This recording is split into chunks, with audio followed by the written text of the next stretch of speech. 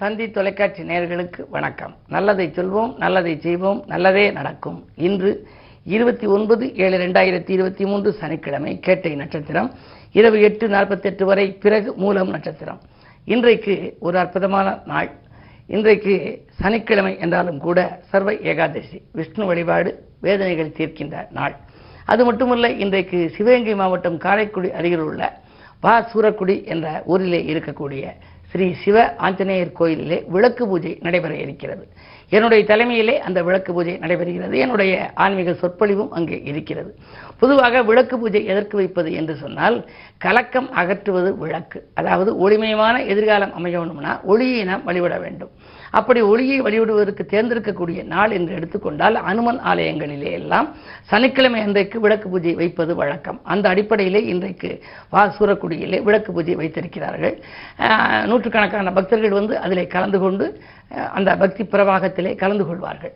இப்படிப்பட்ட சூழலிலே இந்த விளக்கு பற்றி உங்களுக்கு சொல்ல வேண்டும். கவிஞர் கண்ணதாசன் சொல்லுவார், விளக்கு வந்து ஒளி கொடுக்கும் என்றாலும் கூட விளக்கின் கீழ் இருட்டு வீடு கட்டி கொண்டிருக்கும் என்பார். விளக்கு நமக்கு ஒளியை கொடுக்கிறது என்றாலும் அதன் கீழே இருட்டு இருக்கும் என்பார். ஆனால் இந்த விளக்கு நாம் வைத்து நாம் வழிபடுகின்ற பொழுது, இல்லத்திலே பூஜை அறையிலே நாம் விளக்கேற்றி வழிபடுகின்றோம். ஆலயங்களுக்கு சென்றால் அங்கே பிம்ப விளக்கு என்று இருக்கிறது. சிவனுக்கு பின்னாலே ஒரு 21 பிம்பங்களாக விளக்கு தெரியும். ஒரு விளக்கு ஏற்றுவார்கள், அது 21 பிம்பமாக நமக்கு தெரியும், 16 பிம்பமாக தெரியும். பிம்ப விளக்கு இருக்கிறது.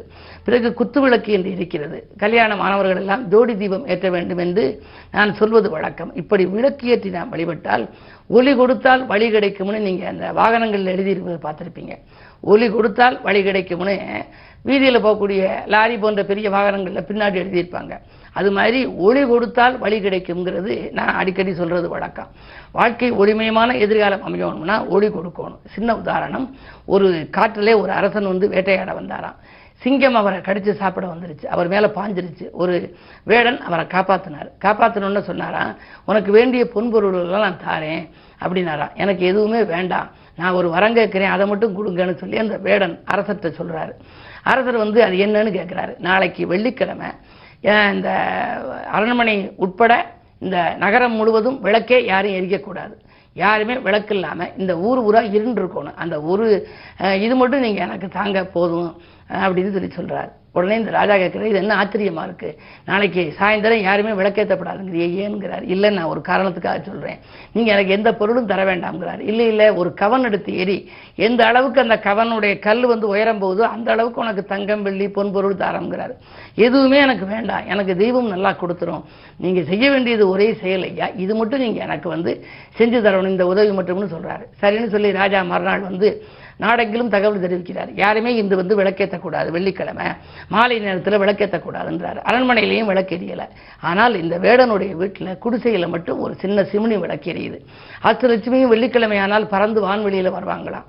அவங்க சொல்கிறாங்க, மேல் வானொலியில் வரையில் நம்மளை ஆதரிக்க யாருமே இல்லையா இந்த நகரத்துலன்னு பார்க்குற போது இந்த குடிசைக்குள்ளே இருக்க விளக்கு வந்து பார்த்துடுறாங்க. ஆகா, இந்த ஒரு ஒளி தீபம் இருக்கே, நம்மளை கூப்பிடுறாங்களேன்னு சொல்லி அஷ்டலட்சுமிக்கு இந்த குடிசைக்குள்ளே வந்த உடனே இந்த வேடனுக்கு வேண்டிய அளவு பொன்பொருள் கொடுத்து அந்த வீட்டையே தங்க மாளிகையை ஆக்கிருச்சான். மறுநாள் அரசர் வந்து பார்த்து ஆச்சரியப்பட்டார். தான் கொடுத்தால் கூட இவ்வளவு கொடுக்க முடியாது, அஷ்டலட்சுமிகளும் கடைக்கண் பார்த்ததுனாலே இவருக்கு எல்லாம் வந்ததுங்கிறாங்க. காரணம், இந்த வேடன் அவர் வீட்டில் மட்டும் விளக்கேற்றினாராம். விளக்கு வழிபாடு என்பது வியக்கும் அளவு வாழ்க்கை தரத்தை உயர்த்துகின்ற வழிபாடு. ஆகையினாலே தான் தினந்தோறும் மாலை 6 மணிக்கு நம்ம வீட்டில் விளக்கேற்றி வைக்கணும். காலையிலையும் விளக்கேற்றி கும்பிடலாம், மாலையிலையும் விளக்கேற்றி கும்பிடலாம். அப்படி விளக்கேற்றுற போது ஜோதிலட்சுமி வருக வருகன்னு சொல்லணுமா. தனலட்சுமியை வருக, தானியலட்சுமியை வருக, விஜயலட்சுமியை வருக, வீரியலட்சுமியை வருக, செல்வலட்சுமியை வருக, கஜலட்சுமியை வருக அப்படின்னு சொல்லி அந்த 9 பெயரையும் நம்ம சொல்லி நம்ம அந்த தெய்வத்தினுடைய பெயர்களை சொல்லி உச்சரித்து வருக வருகன்னு சொல்லணும். வருகை பதிகம் பாடணும். அன்றாட வாழ்க்கையினால் அனுபவிக்கும் துன்பமெல்லாம் இன்றோடு தீரட்டும்னு சொல்லி நம்ம வழிபாடு செய்தோம் அப்படின்னு சொல்லி சொன்னால் நம்முடைய வாழ்க்கையில் செல்வச் செழிப்பு மேலோங்கும். அந்த அடிப்படையில் நீங்களும் அருகில் இருக்கும் ஆலயங்களிலே விளக்கு பூஜைகள் நடைபெற்றால் அதில் கலந்து கொண்டால் உங்கள் வாழ்க்கையிலும் கலக்கங்கள் அகலும், கனதனம் கிடைக்கும் என்ற நல்ல கருத்தை தெரிவித்து இனி இந்திய ராசி பலன்களை இப்பொழுது உங்களுக்கு வழங்கப் போகின்றேன். மேசராசி நேயர்களே, உங்களுக்கெல்லாம் இன்று சந்திராஷ்டமம். மனப்போராட்டமும் பணப்போராட்டமும் ஏற்படுகின்ற நாள். இன்று மகிழ்ச்சி ஏற்பட மற்றவர்களை அனுசரித்துக் கொள்ள வேண்டும். திட்டமிட்ட காரியங்களை நீங்கள் திட்டமிட்டபடி செய்ய இயலாது. திடீர் தாக்குதல்களும் உங்களுக்கு வரலாம். அதே நேரத்தில் பல நல்ல வாய்ப்புகள் வந்தும் அதை உபயோகப்படுத்திக் கொள்ள முடியவில்லையே என்று கவலைப்படுவீர்கள். எச்சரிக்கை தேவைப்படுகின்ற இனிய நாள் இந்த நாள். ரிஷபராசினியர்களே, உங்களுக்கெல்லாம் பேச்சு திறமையால் சூழ்ச்சிகளிலிருந்து விடுபடுகின்ற நாள். உங்களுடைய குழந்தைகளின் எதிர்கால நலன் கருதி நீங்கள் தீட்டிய திட்டங்கள் எல்லாம் இன்று வெற்றி பெறும். சுக்கிரன் வக்ர இயக்கத்தில் இருந்தாலும் கூட புதனோடு கூடியிருப்பதால் வரவு திருப்திகரமாகவே இருக்கிறது.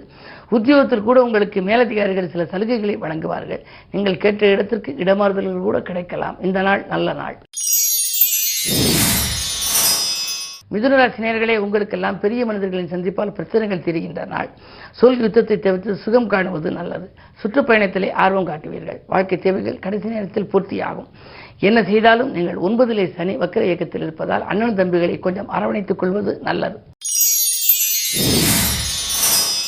கடகராசினியர்களே, அஷ்டமத்தில் சனி அடியெடுத்து வைத்து வக்ர இயக்கத்தில் இருக்கின்றார். எனவே துன்பங்கள் இன்றைக்கு அடுக்கடுக்காக வந்து சேரலாம். தொடரும் துன்பங்களிலிருந்து நீங்கள் விடுபட வேண்டுமானால் இந்த சனிக்கிழமை அனுமன் வழிபாட்டை மேற்கொள்ளுங்கள். எது இருந்தாலும் எதை செய்தாலும் நீங்கள் யோசித்தும் இறைவனை பூஜித்தும் செய்ய வேண்டும்.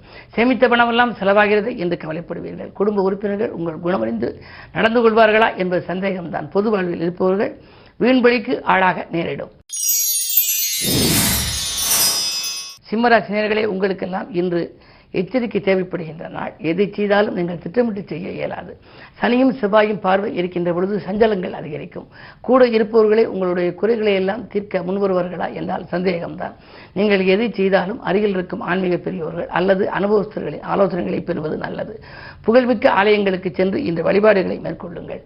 உடன் இருப்பவர்களின் உதவிகள் கொஞ்சம் குறைவாகத்தான் கிடைக்கும் என்றாலும் கூட உங்களுக்கு தன்னம்பிக்கையும் தைரியமும் அதிகம் என்பதால் அதன் மூலமாக உங்களது வாழ்க்கை பாதையை நீங்கள் சீராக்கிக் கொள்ள இயலும் நாள் இந்த நாள். கன்னிராசினியர்களே, உங்களுக்கெல்லாம் இன்று அடிப்படை வசதிகளை பெருக்கிக் கொள்கின்ற நாள். ஆதாயம் திருப்திகரமாக இருக்கும். சேமிப்பில் சிறிது கரைந்தாலும் கரைந்த சேமிப்புகளை ஈடுகட்டுவீர்கள். பயணங்கள் உங்களுக்கு பலன் தருவதாக அமையும். வாடகை வீட்டில் குடியிருந்த நீங்கள் சொந்த வீடு செல்வது பற்றியும் சிந்திப்பீர்கள். சேமித்த பணம் செலவானாலும் கூட உங்களுக்கு அடுத்தடுத்து பண தேவைகள் பூர்த்தியாகிக் கொண்டே இருக்கும். 2இல் கேது இருப்பதால் நினைத்ததை நினைத்த நேரத்தில் செய்து முடிக்க இயலும் நாள் இந்த நாள்.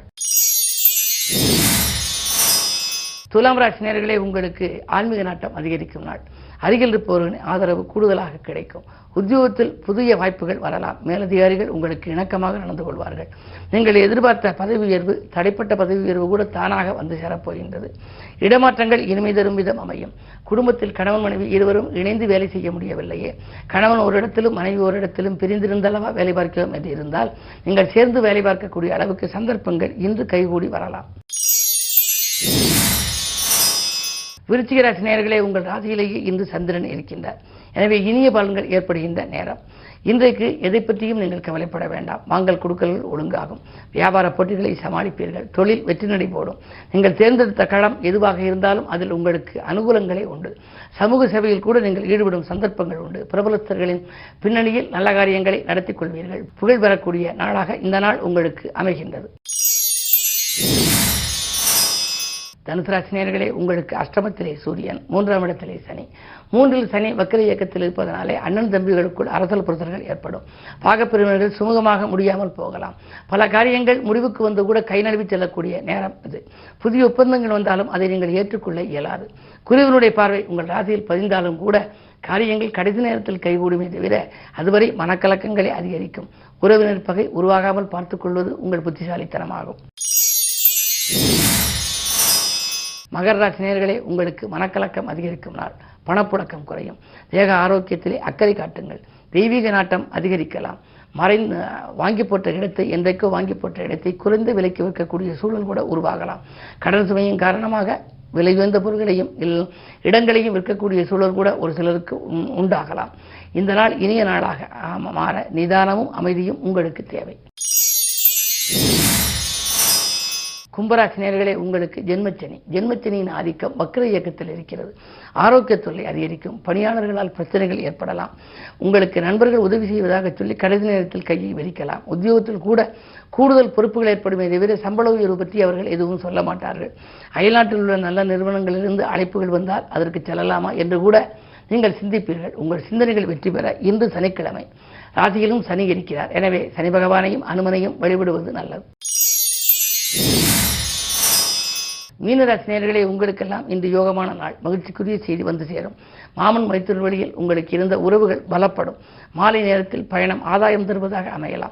பெரிய மனிதர்களை சந்திப்பால் பிரச்சனைகளிலிருந்து விடுபடுவீர்கள். சிறுக சிறுக சேமித்த பணத்தால் இன்று செலவுக்கு பயன்படுத்திக் கொள்வீர்கள். புது முயற்சிகளில் ஈடுபடும் பொழுது கொஞ்சம் அவசரம் காட்ட வேண்டாம்.